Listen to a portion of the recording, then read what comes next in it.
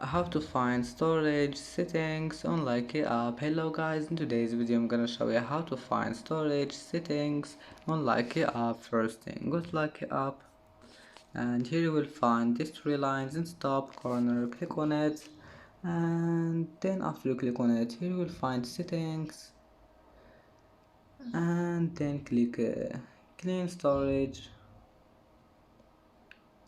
And as you see here, you will find the storage settings on Likee app.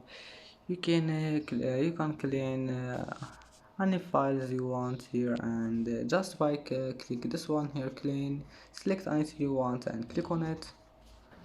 And that's it for today's video. If you like this video, please don't forget like and don't forget subscribe, and thank you for watching this video until the end, and see you in the next video.